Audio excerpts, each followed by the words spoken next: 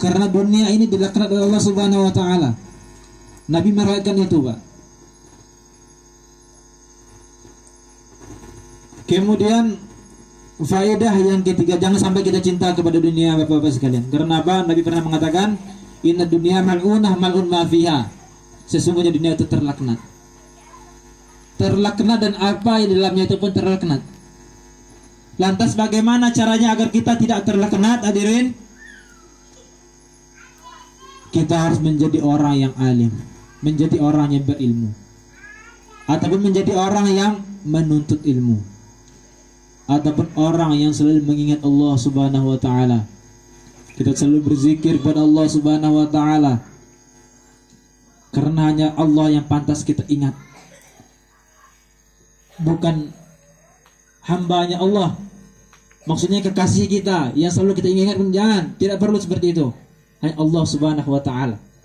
Ya. Saat jauh kita PC-PCan terus, Allah yang kita ingat. Ya. Kalau kita dekat dengan Allah Subhanahu wa taala, kita mendapatkan keridhaan dari Allah Subhanahu wa taala, lantas Allah Subhanahu wa taala menjadikan kita sebagai kekasihnya. Apabila kita selamat kelak di akhirat, kita bisa menolong kekasih kita. Tapi kalau kita PC-PCan terus lantas kita lakukan lagi dengan hal yang dimurkai oleh Allah Subhanahu wa taala. Na'udzubillahi min dzalik. Jangan sampai anak-anak muda, ya, adik-adik sekalian, jangan tertipu. Jangan pernah tertipu. Ya. Haram, ingat, haram. Ya, Allah Subhanahu wa taala mengharamkan, ingat. Allah mengatakan dalam Quran surat An-Nur ayat 26. Di situ Allah mengatakan apa? Laki-laki yang buruk akan mendapatkan perempuan yang buruk. Laki-laki yang baik akan mendapatkan perempuan yang baik. Itu janji Allah. Dan itu pasti benar terjadi. Pasti. Karena janji Allah, Allah yang berjanji. Pasti terjadi. Contohnya gambaran zaman sekarang. Pacaran nih, cewek sama cowok pacaran di dunia. Pezina, sama-sama pezina kan, betul? Sama-sama pezina. Lantas menikah. Pezina menikah dengan pezina. Itulah laki-laki buruk menikah dengan perempuan yang buruk karena sesama pezina. Tetapi kalau mereka tidak pacaran, berarti itu laki-laki baik dengan perempuan yang baik. Ya, adik-adik sekalian, jangan, haram. Ya, lanjut. Faedah yang ketiga. Dia mengatakan, saya melihat orang manusia itu berusaha mengumpulkan harta dunia, berusaha mengumpulkan benda-benda dunia, berusaha keras mencari benda-benda yang ada di dunia, mencari harta kekayaan. Ya, beli inilah, beli itulah, beli inilah, semuanya dibeli semuanya. Dipegang sendiri, punya harta banyak tidak diinfakkan, dipegang sendiri. Apakah mereka berpikir semua yang mereka punya itu akan dibawa mati, tidak dibagikan kepada orang-orang yang membutuhkan? Padahal Allah Subhanahu wa taala telah mengatakan dalam Al-Qur'an, "Ma 'indakum yanfadu wa ma 'indallahi baq."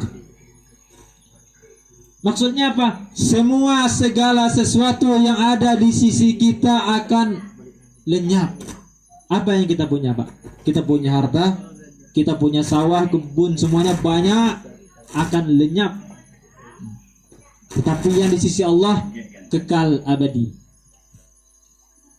Makanya kalau kita punya banyak harta, kita infakkan. Untuk apa? Untuk menolong kita di akhirat kelak. Kita infakkan harta kita. Kita memberikan orang yang membutuhkan.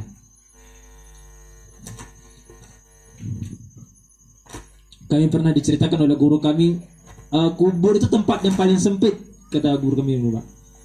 Maka lapangkanlah kubur dengan apa? Dengan kita melapangkan orang lain, Allah akan melapangkan kita. Kemudian faedah yang ketiga, faedah yang keempat,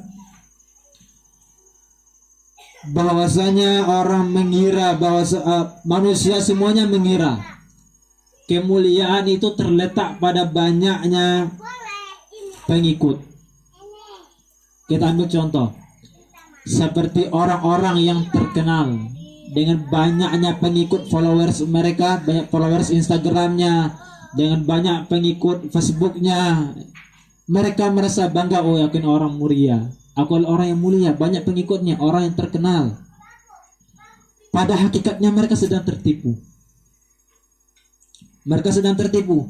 Ada juga yang mengatakan kemuliaan itu terletak pada banyaknya anak buah, kayak bos preman. Aku ini seorang bos preman, anak buahku banyak, berarti aku adalah orang yang mulia, orang yang paling paling berkuasa. Itu tertipu. Ada juga yang mengatakan kemuliaan itu terletak pada kita bisa menumpahkan darah orang lain, kita bisa menzolimi orang lain, kita bisa hidup seenaknya. Itu kemuliaan bagi mereka, tapi bagi Allah Subhanahu wa taala tidak. Lantas dari apa itu kemuliaan terbesar? Siapakah orang yang paling mulia? Allah telah mengatakan orang yang paling mulia, inna akramakum indallah bi'atqakum. Sesungguhnya yang paling mulia di antara kita ini di sisi Allah, orang yang paling bertakwa. Bukanlah orang yang paling banyak punya anak buah, bukanlah orang yang paling banyak punya pengikut, bukan, tapi yang paling bertakwa kepada Allah Subhanahu wa taala. Makanya mari kita meningkatkan ketakwaan kita kepada Allah Subhanahu wa taala. Kita selalu meningkatkan ketakwaan kita kepada Allah Subhanahu wa taala agar kita selamat. Kemudian faedah yang selanjutnya, beliau mengatakan, aku melihat manusia itu saling mencaci, saling mencela, saling menghasut, saling menggibah satu sama lain, yang disebabkan oleh iri, dengki pada harta, dengki pada jabatan, dengki pada ilmu. Maka dia merenungkan firman Allah Subhanahu wa taala. Allah telah mengatakan, nahnu qasamna bainahum ma'isyatahum fil hayatid dunya. Kami telah membagikan di antara mereka penghidupan di dunia. Allah telah membagikan. Yang kita rasakan sekarang ini adalah pembagian dari Allah SWT. Telah bagi-bagikan. Ini si fulan dapat ini, si fulan dapat ini, si fulan dapat ini. Itu ketentuan dari Allah Subhanahu wa taala. Setelah kita mengetahui bahwasanya itulah ketentuan dari Allah Subhanahu wa taala, untuk apa kita iri? Untuk apa kita dengki dengan orang lain? Tidak perlu. Tidak perlu, Bapak. Yang perlu kita iri apa? Kita iri apabila mereka lebih berilmu daripada kita. Kita iri kepada mereka lebih bertakwa daripada kita. Kita harus iri. Apabila mereka lebih berilmu, itu perlu kita iri, harus kita iri. Karena hidup di dunia ini tidak sebentar. Makanya kita gunakan sebaik mungkin untuk mendapatkan, untuk meraih warisan baginda Nabi besar Muhammad sallallahu alaihi wasallam. Apakah Nabi mewariskan harta? Apakah Nabi mewariskan jabatan? Tidak. Apa warisan Nabi? Ilmu, amal, akhlak, wara', zuhud, qanaah, istiqamah dan lain-lain. Itu warisan Nabi. Itu yang harus kita perjuangkan. Itu tidak apa-apa kita iri. Kalau urusan dunia, mereka punya harta, mereka punya jabatan, kekuasaan, kita harus iri. Tidak perlu. Tidak perlu iri. Percayalah pada Allah Subhanahu wa taala tentang apa yang telah Allah tetapkan kepada kita. Kemudian yang keenam,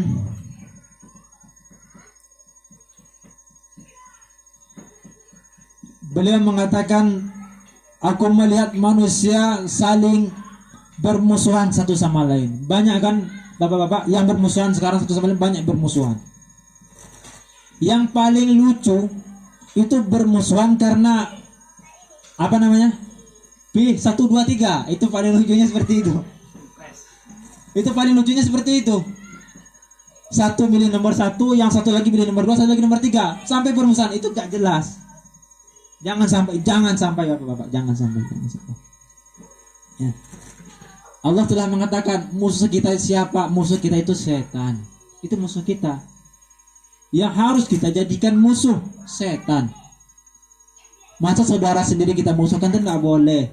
Ya, jangan sampai jadi musuh. Apa kata Nabi? Sesungguhnya orang-orang beriman itu bersaudara. Kita tuh bersaudara, mas saling membenci apa? Terserahlah siapa yang menang itu terserah.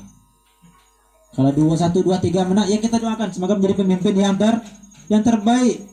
Dia yang menang, kita ya ribut.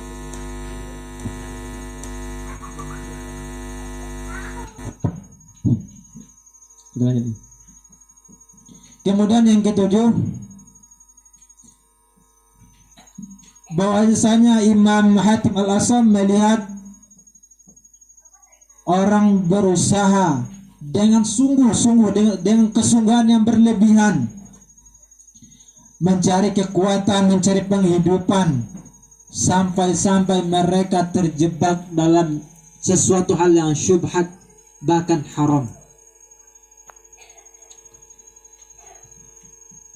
Maka beliau merenungkan firman Allah Subhanahu wa taala, "Wa ma min dabbatin fil ardi illa 'ala Allahi rizquha." Tidaklah makhluk yang melata di muka bumi ini kecuali Allah Subhanahu wa taala telah menjamin rezekinya. Allah telah menjamin rezeki kita. Oh Bapak. Jadi tidak perlu kita sampai mencari yang haram. Kita mencari jengkol banyak buahnya punya orang, kita paling. Tidak perlu, karena rezeki kita telah ditentukan oleh Allah Subhanahu wa taala. Jadi tidak perlu kita ngambil yang haram. Dan tidak perlu. Yakin kepada Allah Subhanahu wa taala telah menetapkan rezeki kepada kita. Kemudian ini yang terakhir, yang ke-8.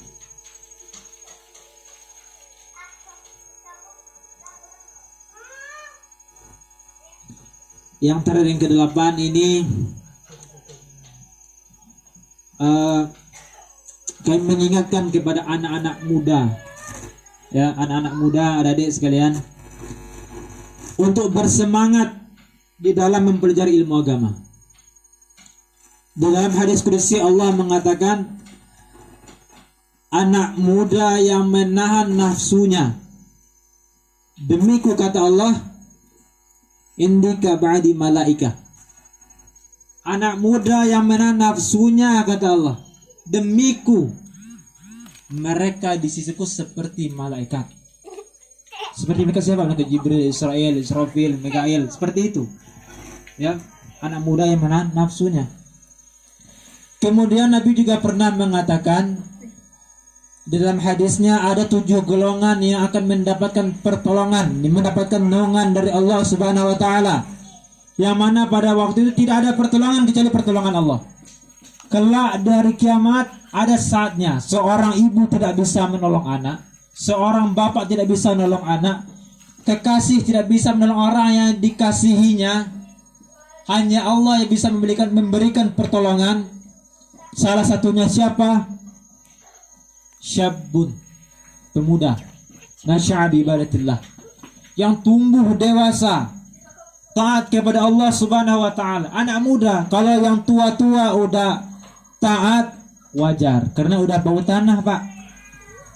Tapi kalau anak muda, Allah takjub, anak muda syahwatnya bergejolak, nafsunya bergejolak, pengen ke sana, pengen ke sini, tapi dia menahan diri, belajar ilmu agama, mengaji. Insya Allah anak muda yang seperti itu akan mendapatkan pertolongan ataupun naungan dari Allah Subhanahu wa taala kelak di akhirat. Amin ya rabbal alamin.